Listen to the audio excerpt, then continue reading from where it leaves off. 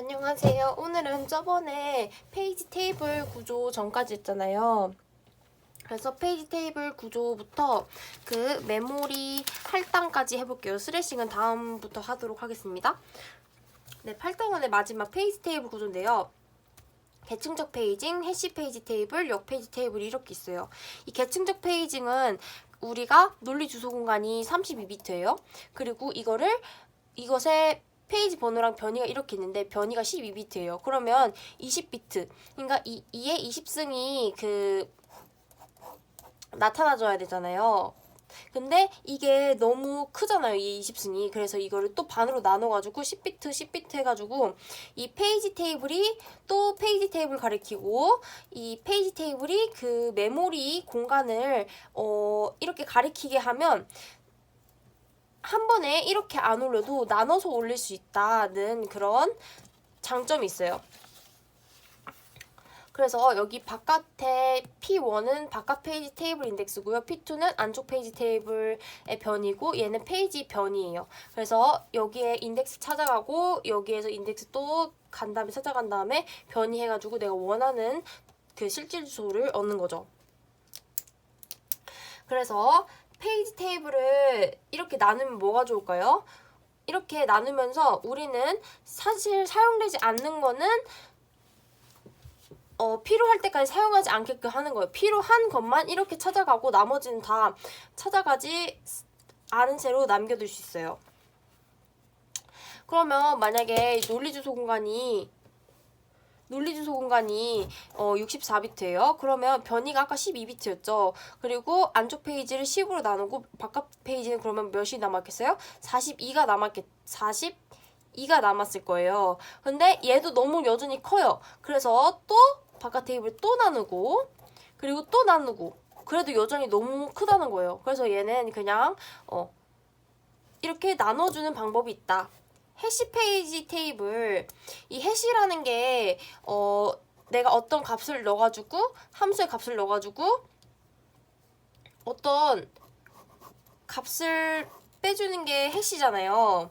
그래서 해시 페이지 테이블은 주소 공간이 32비트보다 커지면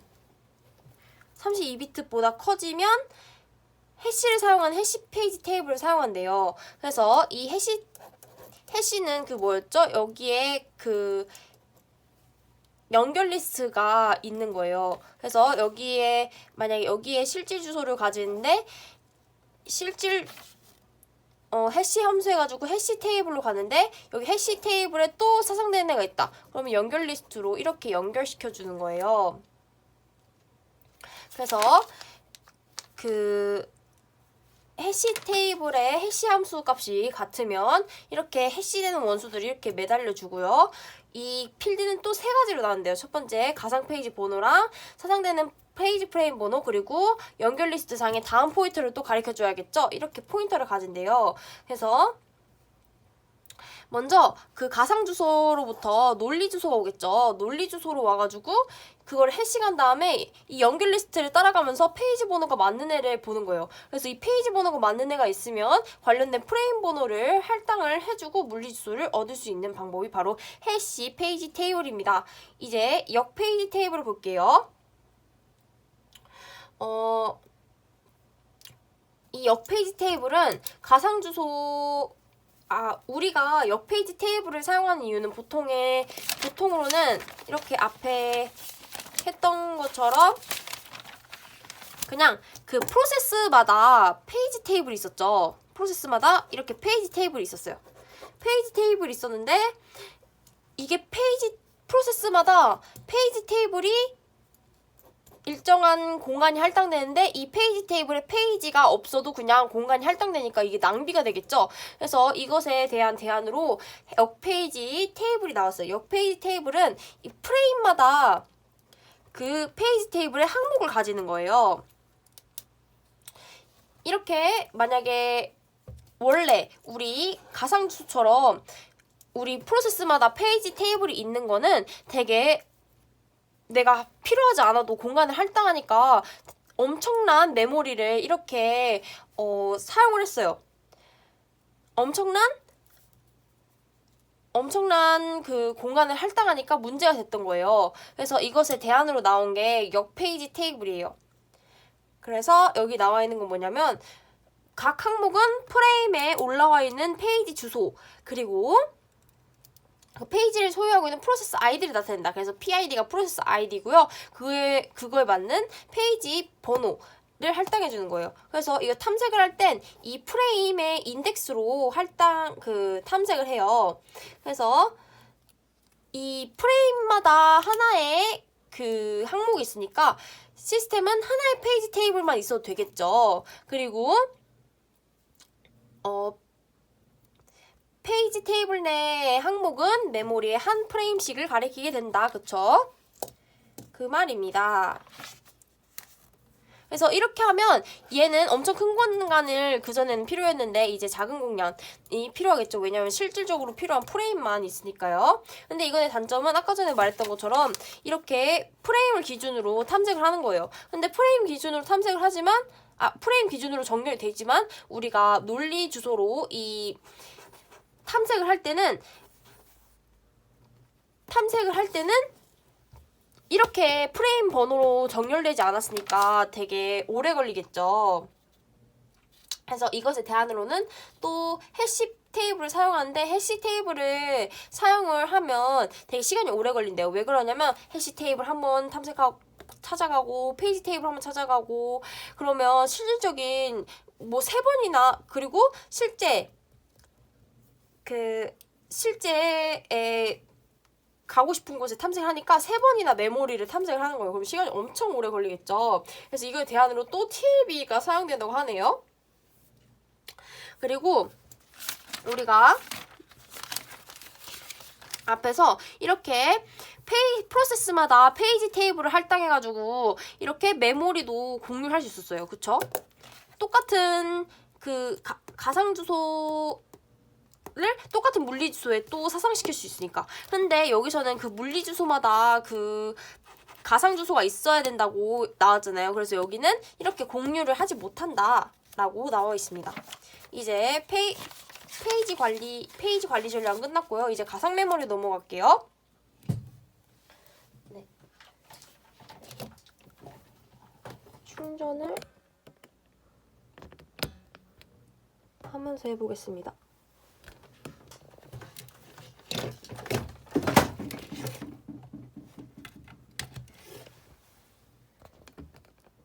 네, 죄송합니다. 잠시만요.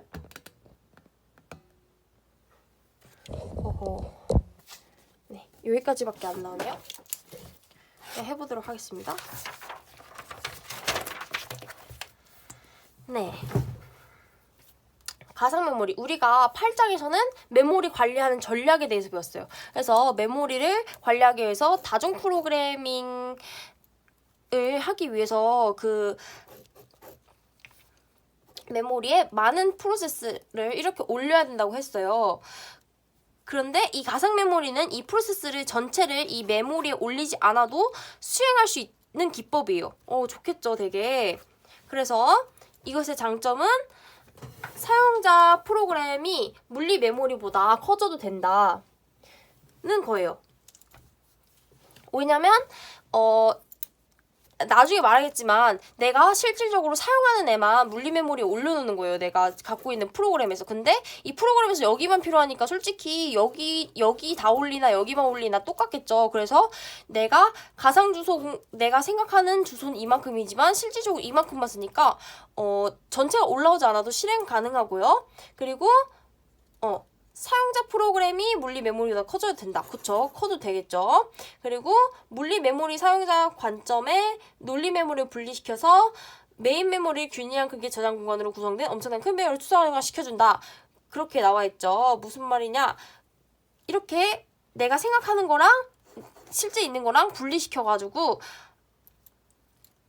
분리시켜준다. 이것은 엄청나게 큰 장점으로 나중에 발휘가 됩니다. 그래서 크기 제약에서 벗어났죠. 그리고 파일 공유도 쉽게 해주고요. 그리고 이렇게 함으로써 프로세스가 생성되는 것도, 왜냐하면 공간이 많으니까 생성도 효율적으로 해줘요. 근데 이거는 되게 구현하기가 어렵고 잘못하면 되게 성능도 엄청 낮아져요. 그래서 조심을 해야 되고요. 이것을 관련된 그 기법으로는 가상 메모리 이런 걸 구현하는 방법으로는 요구 페이징이 있어요. 네, 그러면 이제부터 알아보도록 하겠습니다. 이 가상 페이징이 나오게 된 배경은 무엇이냐? 우리가 아까 전에 말했던 것처럼 실행하기 위해서는 원래는 전체 프로세스가 프로그램이 다 올라와 있어야 되는 거예요. 물리 메모리. 근데 이런 것에서 이런 제한점이 있기 때문에 이런 것을 해결하기 위해서 우리가 가상 메모리를 갖고 왔어요. 그래서 근데 이 프로그램 전체가 올라와야 될 것 같은데 왜 올라오지 않아도 될까요? 우리가 아까 전에 말했던 것처럼 프로그램 내에서는 진짜 내가 사용하는 것만 사용하는 게 있고 내가 잘 안 쓰는 게 있어요. 그렇기 때문에 얘네도 올리지 않아도 되고요. 우리가 만약에 이 프로그램 안에 뭐 스택이나 뭐 배열이 있어요. 근데 내가 만약에 이 스택을 뭐 5개 공간을 사용할 수 있는데 내가 실적으로 사용하는 하나밖에 없어요. 그러면 얘가 필요 이상으로 할당된 거잖아요. 그래서 이건 낭비가 되기 때문에 이게 스택이 전체가 여기 물리 메모리에 올라와 있지 않아도 돼요. 그리고 내가 이렇게 아까 말한 것처럼 안 쓰는 기능이 있기 때문에 이게 전체가 다 올라오지 않아도 된다. 그래서 우리가 아까 뭐라 그랬어요? 실제 내가 프로그램에서 사용하는 것들만 이렇게 올린다고 했어요. 이것의 그럼 좋은 점이 뭘까요? 내가 이 전체를 다 올리지 않아도 내가 실행하는 것만 올리니까 크기가 훨씬 줄어들기 때문에 크기 제약을 받지 않게 된다. 그리고 되게 작은 메모리 공간을 차지해가지고 내가 2개만 넣을 수 있던 공간에 4개까지 이렇게 올릴 수 있게 되는 거예요. 그러면 다중 프로그래밍 정도가 많으니까 CPU 이용률하고 처리율도 되게 높아질 거예요. 그리고 메모리를 올리고 내가 만약에 여기 프로세스를 넣었어요. 근데 공간이 너무 적으니까 이 공간을 새로운 내가 필요한 프로그램을 넣어주기 위해서 얘를 수업 아웃 시켜야 되잖아요. 근데 공간이 많으니까 또 수업 아웃까지 할 필요가 없이 그냥 적재만 시키면 되는 거예요. 그래서 빨리 실행이 된다. 그래서 가상 메모리는 실제 물리 메모리랑 물리 메모리 개념이랑 사용자 논리 메모리 개념을 분리한 것이다. 그렇죠. 내가 실제로 알기로는 내가 프로그램 전체를 적재한 것 같은데 실제로는 물리 메모리에 내가 실제 사용하는 것만 적재했으니까 내가 생각하는 거랑 물리 메모리 실제랑 다르다. 그래서 분리를 시켰다라고 생각하시면 될 것 같아요. 그래서 가상 주소 공간은 일단 이렇게 생겼어요. 코드랑 데이터랑 힙 스택 이거 프로세스가 어떻게 생겼는지 앞에 나왔던 그 그림이랑 똑같은데 얘는 그래서 여기 성긴 주소 공간이란 게 있어요. 얘는 그 스택에서 뭔가 데이터가 더 변수가 더 만들어지거나 힙에서 뭐 동적 메모리를 할당하거나 그러면 점점 얘 공간을 사용한다. 이런 말이 나와 있습니다. 나머지는 한번 읽어보시면 될 것 같고요. 네, 여기는 무슨 내용이냐면 내가 가상 메모리에 프로세스 1하고 프로세스 2가 있고 실제 물리 메모리에는 이 공유 페이지가 적재돼 있고 가상 메모리는 얘 공유 페이지를 사용하는 거예요. 근데 내가 가상 메모리 입장에서 봤을 때는 나는 그냥 여기 내 거에 적재돼 있고 내가 사용하는구나. 내 거에 적재되고 내가 사용하는구나 했는데 알고 보니까 물리 메모리에 적재돼서 내가 공유하고 있었다. 그래서 내가 생각하는 그 가상 메모리랑 그 물리 메모리를 분리시켰다 라고 볼 수 있겠죠? 이제 가상 메모리를 구현하는 방법 요구 페이징입니다. 이 방법은 무엇이냐면 페이지들이 실행 과정에서 진짜 필요할 때 그것을 메모리로 적재하는 거예요. 디스크에서. 그래서 이것을 우리가 게으른 페이저라고 불러요. 왜냐면 스와핑이랑 되게 비슷한데 스와핑은 프로세스를 빼고 넣고 하는 건데 얘는 그 페이지에 내가 실제로 사용하는 그 페이지만 프로그램에서 내가 실제로 사용하는 페이지만 적재를 하기 때문에 페이저라는 용어가 더 어울린다고 한답니다. 이제 기본 개념에 대해서 배워볼게요. 기본 개념은 네 여기서 유효 무효 비트가 나와요. 잠시만요.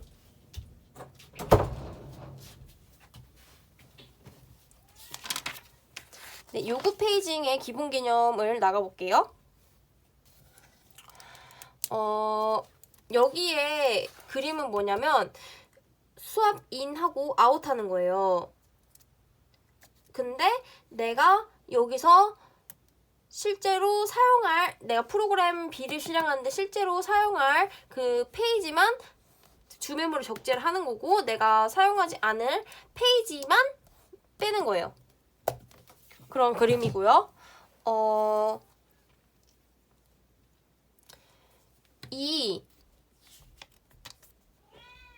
이것을 우리가 구현하기 위해서 유효무효비트라는 하드웨어를 우리가 도입을 했어요.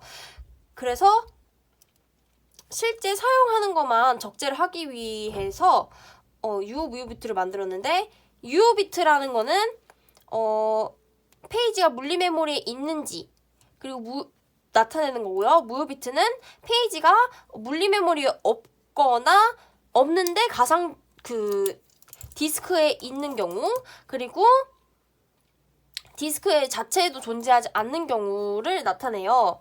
그래서 네.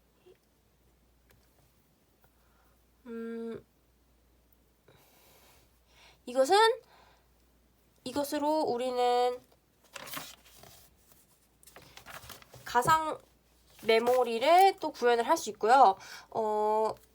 프로세스가 메모리에 올라와 있지 않는 페이지를 접근하려고 그러면 우리가 이렇게 메모리에, 이거 인밸리드는 물리 메모리에 있다는 건데,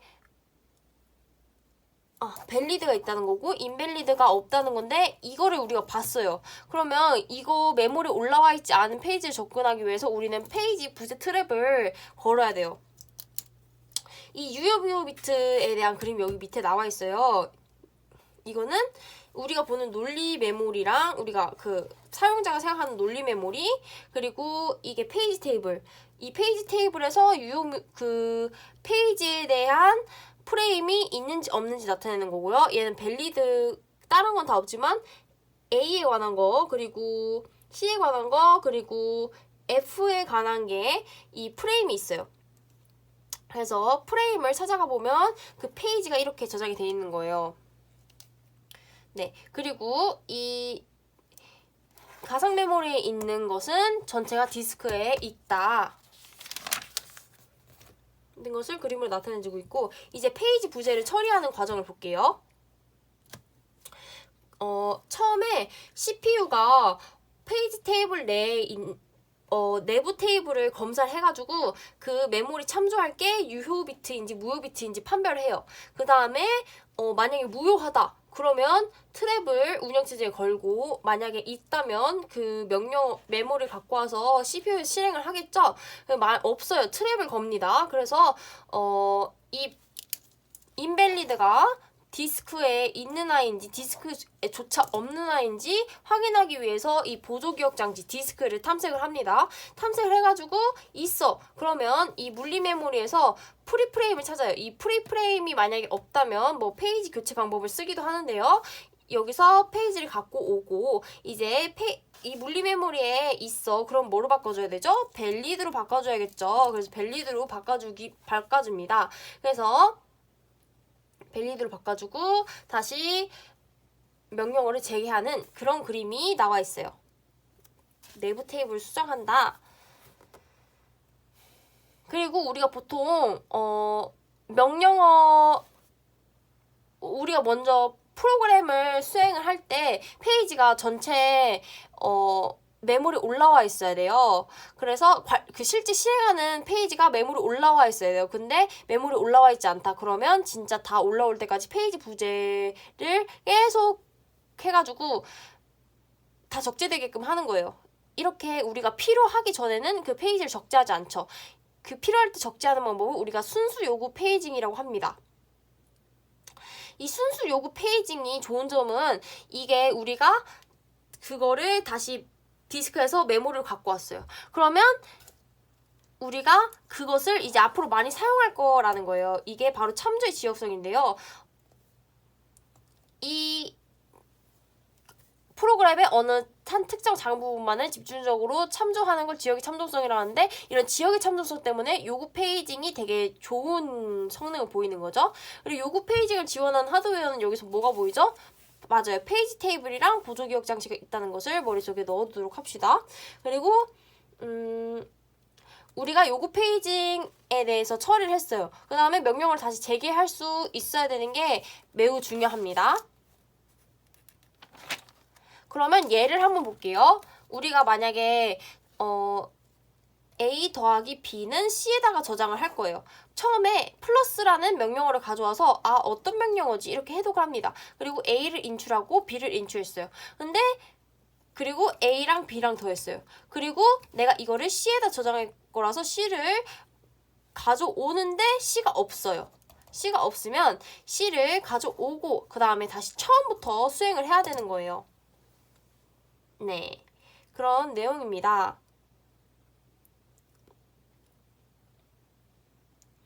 네, 이제 근데 여기서 제가 여기 내용은 별로 중요하지 않은데 이런 내용이에요.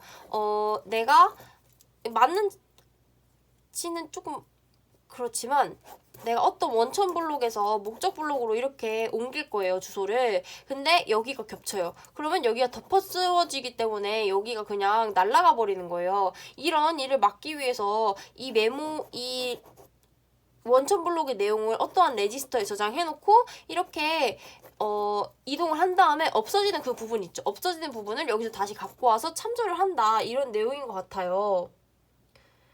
그리고 다른 거로는 이렇게 우리가 원천 블록이랑 목적 블록이 겹친다는 것을 미리 확인을 하고, 그러면 이게 겹치지 않게 우리가 그럼 접근하면 문제 없잖아. 그래서 겹치지 않게 이렇게 해놓고 접근을 한다는 말입니다.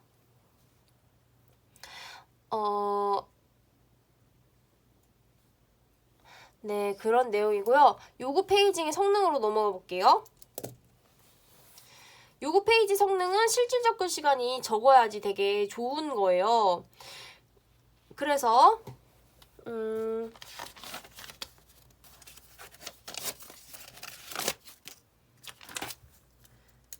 페이지 부재 순서, 그러니까 실질적인 접근 시간은 내가 메모리를 실질적으로 접근하는 시간이랑 이 P는 페이지 부재 확률이에요. 그래서 페이지 부재가 걸리는 시간이랑 페이지 부재 확률이랑 곱하고 더한 다음에 그 100%에서 그 페이지 부재 확률을 뺀 다음에 그러면 이 확률은 뭐겠어요? 실질적으로 메모리가 그냥 부재 없이 접근하는 시간이겠죠? 이거를 곱하고 더한 다음에 실질적인 접근 시간 EAT, Effective Access Time을 구하는 거예요. 페이지 부재 순서는 다음과 같은데요. 운영체제한테 페이지 트랩을 걸어요. 페이지 트랩을 걸고 내가 지금까지 했던 그 명령어를 뭐 사용자 레지스터나 프로세스 상태를 저장해놔요. 왜냐면 다시 복구해 시작을 해야 되기 때문에. 그리고 인터럽트 원인, 페이지 부재구나 이렇게 밝혀내는 거예요. 운영체제가. 그래서 이 페이지 참조가 유효한 건지 디스크에 유효한 건지, 그래서 페이지 위치를 알아내고 이제 그 디스크의 자유 프레임으로 이 페이지를 디스크의 프리 프레임에 올려놓을 거예요. 그래서 근데 이 디스크가 되게 많은 입출력 작업들이 대기하고 있어요. 그러면 내 일기 차례가 올 때까지 대기를 하는 거예요. 그래서 내 차례가 됐다. 그러면 그 디스크가 막 이렇게 돼 있잖아요. 그래서 찾는 시간이랑 회전 지연 시간 동안 기다리고 이제 메모리 내 프레임으로 데이터를 또 전송을 해가지고 여기다가 저장을 하는 거죠. 그래서 이것을 또 수행하는 동안은 CPU가 쉴 수 없잖아요. 그래서 다른 사용자들의 할당이 되고 나 이제 다 읽었어 라고 인터럽트를 디스크가 걸어요. 그러면 다시 명령어를 재개한다. 그래서 그 전에 사용했던 여기 저장해놨던 것부터 다시 시작을 하는 거예요. 그래서 페이지 부재를 처리하는 시간은 인터럽트 시간, 페이지를 읽는 시간, 그리고 프로세스를 다시 재시작하는 시간으로 되어 있습니다. 잠시만요. 인터럽트를 걸고 네, 프로세스 상태 다시 시작하고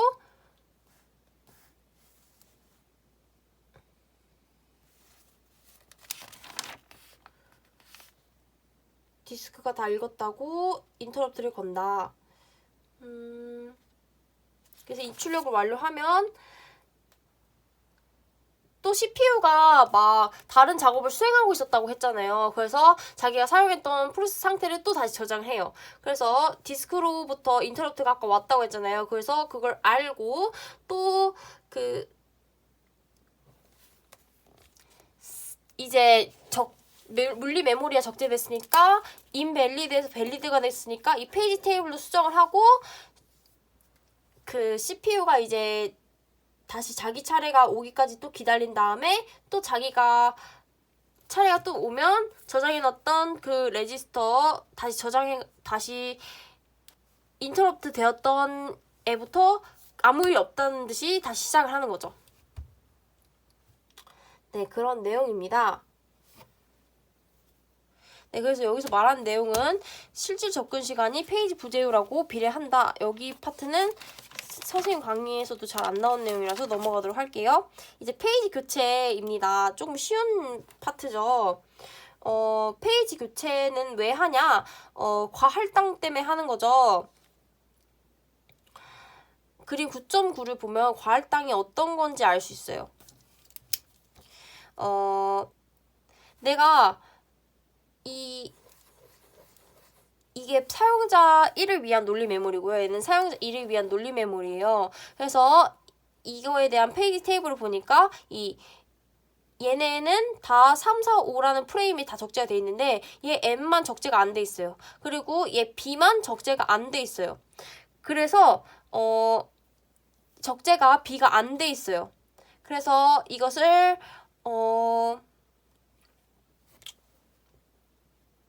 적재가 안 돼 있고 그리고 실제로 물리 메모리 보니까 진짜 안 돼 있어요. 근데 이게 디스크에 있어요.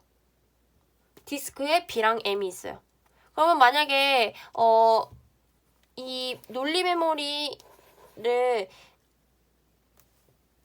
사용하고 싶으면 이 B를 다시 물리 메모리에 갖고 와가지고 무물리 메모리 갖고 와가지고 다시 밸리드로 바꿔줘야 돼요. 얘가 만약에 B가 부재가 발생하면 얘를 실행하는데 B가 부재가 발생하면요.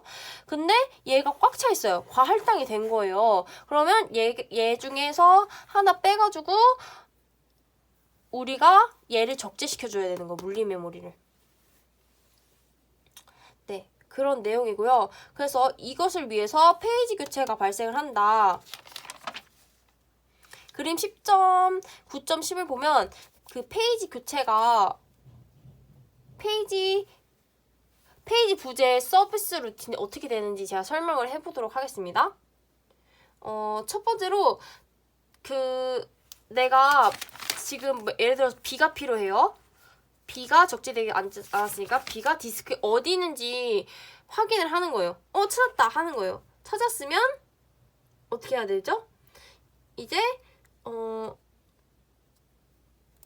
찾았으면 희생될 여기에 물리 메모리에 빈 페이지가 있는지 확인을 하는 거예요. 만약 있으면 그냥 바로 사용하면 되는데 없으면 페이지 교체 알고리즘을 사용해서 희생된 페이지를 희생된 페이지 선택을 하는 거예요. 그리고 희생된 페이지가 선택이 되면 이것을 디스크에 내보냅니다. 디스크에 내보내고 이걸 디스크에 또 기록을 하겠죠. 그리고 이 디스크에 기록을 했으니까 이제 원하는 그 페이지를 가져와요. 가져오고 이제 그러면 물리 메모리 있으니까 되게 밸리드 유효한 거니까 이 밸리드 페이지 테이블을 또 수정을 하고요. 그 다음에 다시 원래 수행했던 그 명령어를 다시 수행하는 것이 바로 이것에 대한 그림입니다. 여기는 페이지 교체에 대한 알고리즘만 나와 있는데 이 희생될 페이지를 아까 제가 빼먹은 게 있는데 이 희생대 페이지를 내보내고 여기 디스크 기록한다 했잖아요. 근데 이제 물리 메모리에 그 아이가 없는 거니까 얘는 무효 비트로 변경을 해줘야 돼요. 그래서 여기서 말하는 거는 희생대 페이지를 내보내고 무효 비트를 변경한 다음에 여기에 원하는 페이지를 가져오고 내가 여기가 없었던 거니까 있었던 걸로 페이지 테이블을 교체해준다 라는 게 이 전체적인 그림의 내용입니다. 그래서 여기 있는 내용은 뭐냐면 우리가 이렇게 페이지를 막 변경할 때마다 디스크에 만약에 기록한다고 해보세요. 내가 만약에 여기 물리 메모리에 어떤 페이지가 있었는데 페이지를 내가 내용을 좀 변경할 거예요. 그러면 내가 그거를 매번 디스크에 기록을 하면 디스크에 접근하는 시간이 엄청 오래 걸리는데 되게 시간 소모가 엄청 많이 될 거란 말이죠. 그래서 우리가 도입한 하드웨어가 바로 변경 비트예요.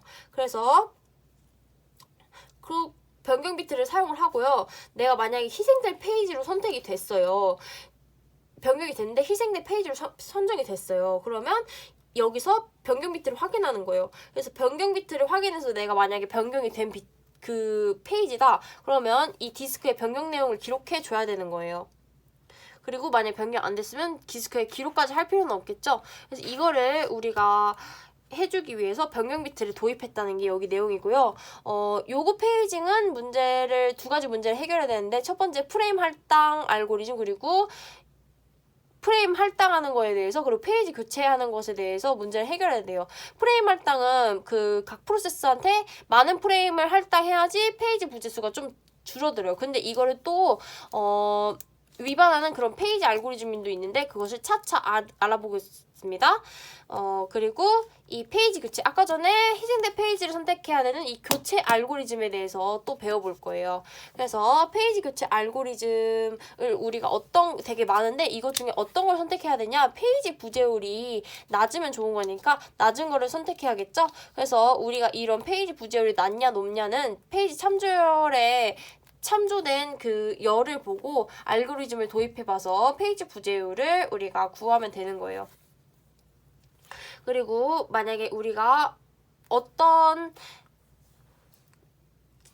시간 동안 어떤 메모리 참조 시의 주소를 기록을 한 게 여기 있어요. 근데 만약에 이게 페이지 크기가 100이면 얘를 100으로 그냥 나눠서 그 몫을 참조열로 나타내주는 거예요. 그러면 우리가 엄청나게 많은 데이터를 여기는 엄청 큰 데이터를 저장했어야 됐지만 얘는 되게 간단한 데이터만 저장할 수 있는 모습을 볼 수 있죠. 그리고 우리가 페이지 부재 횟수랑 프레임 개수의 그 상관관계를 보면요. 프레임 개수가 많아질수록 페이지 부재 수가 줄어든다는 것을 우리가 볼 수 있어요. 이게 기본이지만 이거를 위반하는 이런 피포 알고리즘도 있어요. 이거를 비레이디 모순이라고 하는데 차차 알아보도록 하겠습니다. 자, 첫 번째 페이지 교체 알고리즘 피포예요. 피포는 first come first out이라 해가지고 메모리에 올라온 지 가장 오래된 것부터 내쫓는 거예요. 그래서 Q처럼 처음에 들어온 게 처음 나가고요. 여기는 아까 전에 했던 이제는 이 참조율에 대해서 모든 알고리즘을 한번 해볼 거예요. 이 피포 알고리즘은 좋지는 않아요. 왜냐면 내가 처음에 들어왔던 거를 이렇게 나가는데 가장 오래된 것부터 나가잖아요. 근데 이게 앞으로 더 많이 참조될 수도 있고 참조될 수도 있는 거잖아요. 그러면 얘를 또 나가게 해주면 또 들어와야 되는 거잖아요. 또 그 페이지 프레임에다가 넣어야 되는 거잖아요. 그래서 되게 성능이 좋지 않다. 요거는 한번 쉬우니까 해보시면 될 것 같아요. 이거는 그냥 첫 번째, 이거 한번 보면 이거 처음에 빈 페이지 프레임에 들어오는 3개는 다 fault예요. 그러다가 지금 2가 새로 들어왔는데 7이 가장 오래전에 들어온 거잖아요. 그러면 이 3개 중에서 교체를 할 때 7을 나가고 2가 들어오는 다른 애들도 가장 오래된 게 나가고 새로운 걸로 교체되는 그런 모습을 볼 수 있어요. 그리고 얘 9.13은 프레임 수에 따라서 페이지 부재수를 나타내고 있는데 여기 3, 4를 보면 프레임 수 3이 더 작은데 프레임 수 4보다 페이지 부재수가 적어요. 이거는 모순이죠. 그래서 비레이디 모순이라고 부릅니다. 이제 최적 페이지 교체 OPR 배울게요. 이거는 앞으로 가장 오랫동안 사용되지 않을 페이지를 교체하는 거예요. 이것은 우리가 미래를 봐야 되는 거잖아요. 현실적으로 불가능하겠죠. 구현하기 어려워요. 그래서 네, 구현하기 어렵습니다. 그리고 여기서 한번 예를 보면요. 701이 이렇게 꽉 찼어. 폴트 해가지고 꽉 찼는데 2는 여기 없죠. 그럼 교체를 해줘야 되는데 뭐를 교체해 줄 거냐. 0은 가장 최근에 참조를 할 예상이고요. 1은 여기 참조할 예정이고 7은 18번째가 돼서야 참조를 할 거예요. 그러면 얘가 가장 늦게 사용할 거니까 얘를 7을 2로 교체해주는 모습이 OPT로 할 수 있습니다. 네, 앞에 봤던 것보다는 훨씬 부재율이 적다는 것을 눈으로도 확인할 수 있겠죠? 이제 LRU 페이지 교체 방법이에요. 얘는 최근 과거를 가장 미래의 근사치로 보면 가장 오랫동안 사용되지 않을 페이지를 교체할 수 있다. 그러니까 과거에 만약에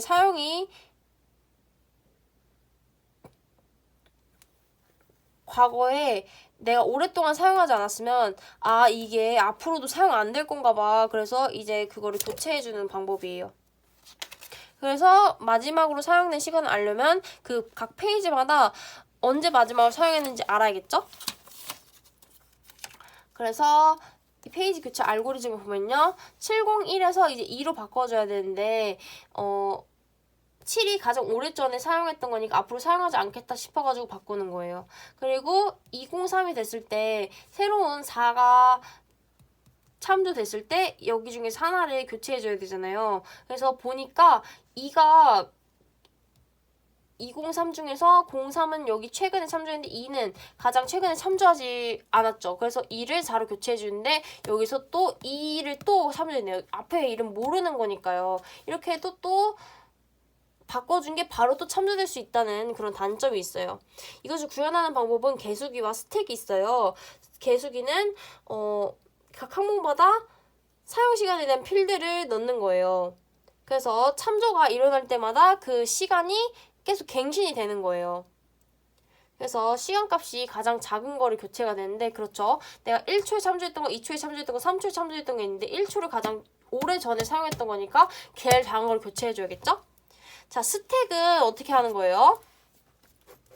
스택은 내가 최근에 그 페이지를 참조했으면 꼭대기에 올려놓은 거예요. 그래서 이 꼭대기를 올려놓고 만약에 페이지 교체해야 된다. 그러면 얘가 그 위로 갈수록 가장 최근에 참조한 거고 밑으로 갈수록 가장 오래전에 참조한 거겠죠. 그래서 여기 밑에 있는 그 프레임에 할당하는 것을 교체하는 것으로 해준다. 얘는 뭐 이중 스택으로 이중 연결 리스트로 되어 있대요. 그래서 만약에 중간에 있는 걸 삭제할 수도 있고 맨 밑에 있는 걸 삭제하면 중간에 있는 걸 삭제하면 전체적인 이중 연결 리스트를 좀 바꿔줘야 하는 그런 문제가 생긴다고도 합니다. LRU랑 비슷한 근사 페이지 교체에는 참조 비트를 사용을 하는 거예요. 그래서 그것의 종류는 첫 번째 부가적인 참조 비트 알고리즘이에요. 그래서 일정한 간격마다 참조 비트를 기록해서 추가적인 선후배 관계 정보를 얻는데요. 예를 들어서 페이지 1, 2, 3, 4가 있어요. 그리고 참조 비트를 각각 8비트씩 할당을 해주는 거예요. 그래서 내가 첫 번째 순간에 참조를 했어요. 그러면 내가 만약에 첫 번째 순간에 참조를 2하고 4만 했으면 01, 01이 되는 거예요. 근데 01, 01이 됐는데 이거를 이제 오른쪽으로 한 칸 이동시키고 여기 칸에 또 그 순간에 참조했던 그 기록을 세우는 거예요. 내가 여기서도 2사를 사용해서 이렇게 되는 거죠. 그래서 8번 참조한 결과를 보니까 얘는 0, 0, 0, 0, 0, 0, 1, 2, 3, 4, 5, 6, 7, 8 이렇게 되고 얘는 1, 1, 1, 1, 1, 1 이렇게 1, 1, 1, 1, 1, 1, 1, 1 네, 8개라 칩시다. 그리고 11, 0, 0, 0, 1, 0, 0 이렇게 참조를 했고 얘는 참조 비트가 0, 1, 1, 1, 0, 1, 1, 1 이렇게 해봅시다. 그러면 여기 페이지의 수가 1이 있을수록 내가 최근에 참조를 한 거잖아요. 내가 참조를 할수록 오른쪽으로 기록을 이렇게 이동을 하면서 기록을 하니까요. 그러면 내가 그 페이지의 그 8비트의 수가 얘는 여기로 갈수록 더 큰 거니까요. 더 크면 클수록 내가 최근에 참조한 페이지구나라는 걸 한눈에 알 수 있는 거예요. 근데 이 비트 수가 너무 많잖아요. 그래서 이 비트 수를 다 없애고 하나의 참조 비트만 남긴 것을 우리가 2차기의 알고리즘이라고 해요. 얘는 어떻게 하는 거냐면 피포랑 되게 비슷한데 피포랑 기본은 피포 알고리즘이에요.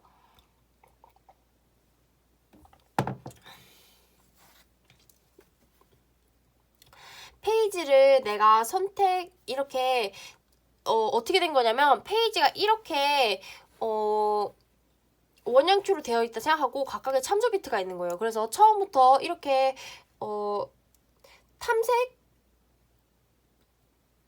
참조 비트를 확인을 하면서 내려가는 거예요. 그래서 참조 비트가 0이면 다음 희생자인 거예요. 너 만약에 0이야? 그러면 너 다음 희생자야. 너 다음에 교체될 때 너가 교체돼야 된다. 이렇게 하는 거예요. 그래서 만약에 여기부터 탐색을 했어요. 그래서 밑으로 왔는데 얘가 0이죠. 그러면 페이지 폴트가 발생하면 여기서 바꿔주고 얘를 다시 1로 바꿔주는 거예요. 그런데 스티브 선생님께서는 1로 바꿔주고 또 다시 얘를 참조해가지고 또 0으로 바꾸고 또 다시 밑으로 내려간다 하는데 이것도 어떻게 될지 모른다고 하시더라고요. 그래서 결과가 뭔지 정말 궁금합니다. 네, 그래서 여기를 보면요. 점점 내려갈수록 0으로 이렇게 다다다다 바꿔주고 있어요. 그러면 마지막 다음에 한 바퀴 또 돌고 있어요. 그러면 다 정체가 0000이겠죠. 그러면 피포나 다를 게 없는 거예요.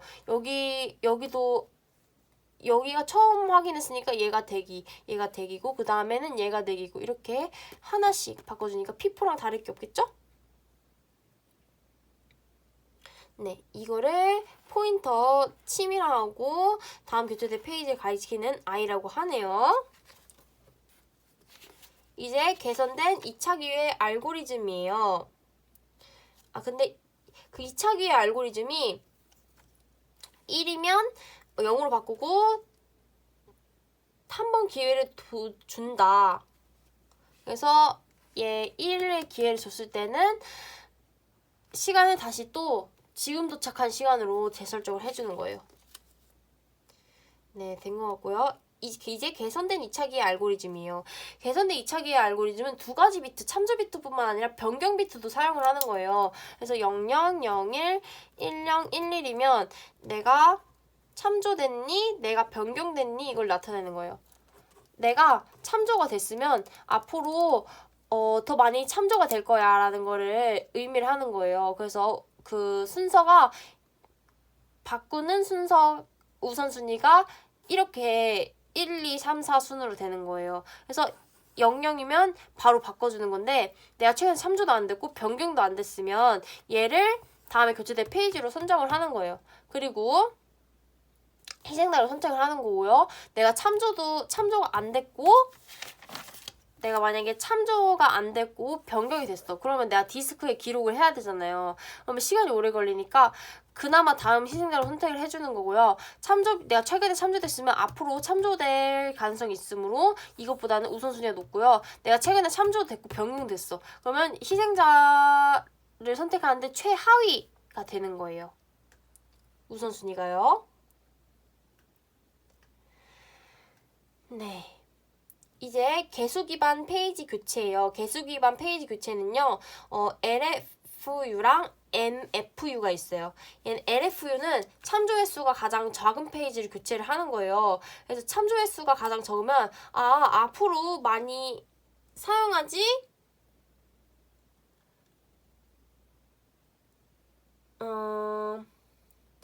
앞으로 사용하지 않겠다. 내가 이걸 덜 사용했으니까 앞으로 사용하지 않겠다. 그래서 이거를 교체할 I로 해주는 거예요.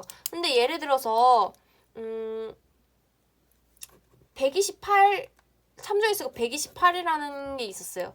근데 이런 128이 있으면 얘는 참조 횟수가 크니까 교체가 안 되겠죠. 그러면 다른 애만 계속 교체되는 현상이 발생할 거예요. 이런 그 독점을 방지하기 위해서 다른 거를 또 참조할 때마다 나누기 2, 나누기 2, 나누기 1을 해가지고 얘의 그런 영향을 감소시킨다고 하네요. 스티븐 선생님이 이거 뭔가 서술형 나올 것 같다고 말씀하셨어요. 그리고 MFU는 가장 작은 참조 횟수를 가진 페이지가 이제 좀 덜 사용했으니까 앞으로 더 많이 사용하겠지? 이렇게 판단하고 한다는 거예요. 네. 다음 내용은 조금 스티븐 선생님이 강의서 안 하셔서 넘어가도록 하겠습니다. 이제 기본 수업 완전 정보 거기서는 안 하셨어요. 네, 프레임 할당입니다. 프레임을 할당하는 알고리즘은 균등 할당이 있는데 균등 할당은 만약에 5개 프로세스가 있어요. 그러면 얘한테 만약에 100이 있으면 20, 20, 20, 20, 20 그냥 묻고 따지지도 않고 다 똑같이 할당해 주는 거예요. 그리고 이제 비례 할당 방식이 있는데 예를 들어서 2개의 그 프로세스가 있는데 한 개는 한 페이지만 필요한 애고 한 페이지는 30페이지가 필요한 애예요. 근데 만약에 100페이지가 있는데 얘한테 40페이지가 있는데 그 페이지를 20, 20으로 할당해주면 얘는 19페이지가 남고 얘는 10페이지가 부족하겠죠. 그렇기 때문에 이 비율에 맞춰서 할당을 해줘야 된다라는 게 바로 그 비례 할당 방식입니다. 이상입니다.